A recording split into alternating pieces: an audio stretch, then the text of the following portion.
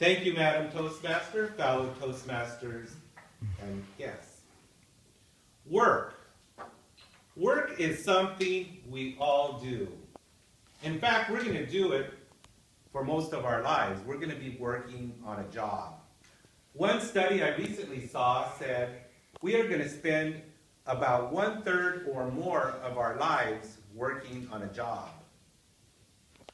And to give work a framework of how important it is, according to Pope Francis, he stated, "How I wish everyone had decent work. It is essential for human dignity." So in the next couple of minutes, I'd like to share with you on an experience that really framed my whole career in the workplace. It started when I was 21 years old, and I was at a crossroads in my life. I had spent about 3 or 4 years living out my dream as attempting to be a full-time musician. I was a trumpet player in a Tejano band in Southern California, and I was making a decent living, making about $150 a weekend, playing weddings and quinceañeras. But I wasn't really growing in my musicianship. I was studying hard, practicing diligently, and I actually had goals and aspirations to be a jazz musician. I don't think it was meant to be, because I was getting better, but I never reached that really sharp, proficient ability which I felt to jump into the music world, the big music world. I was at a crossroads.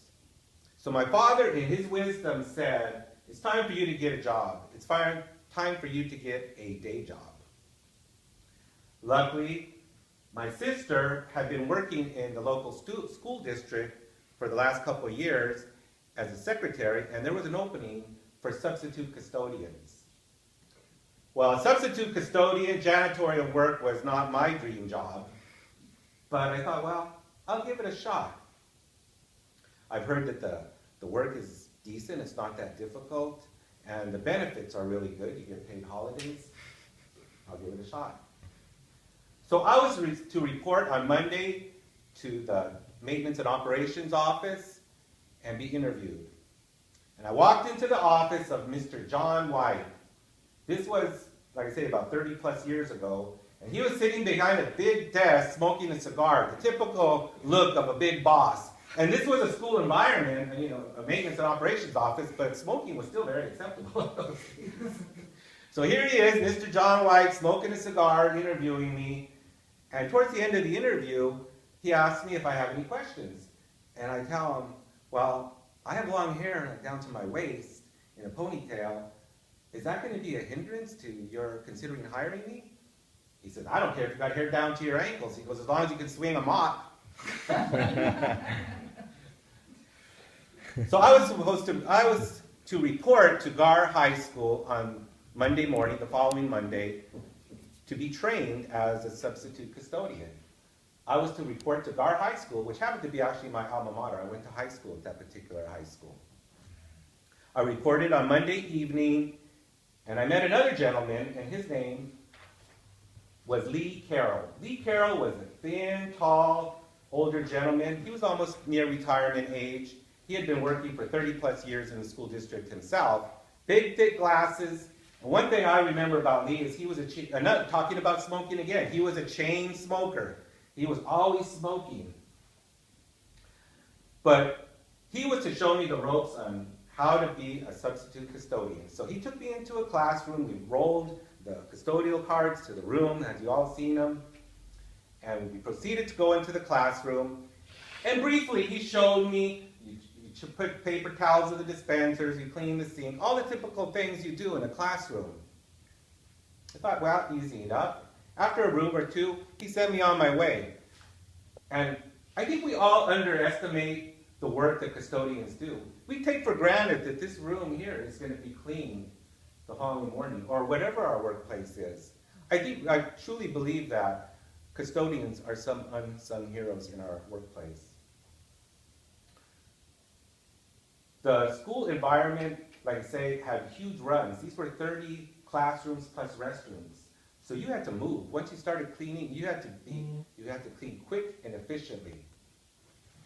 I started running behind on the work schedule. Pretty soon, it was almost quitting time, and I had still 5 or 6 classrooms to clean.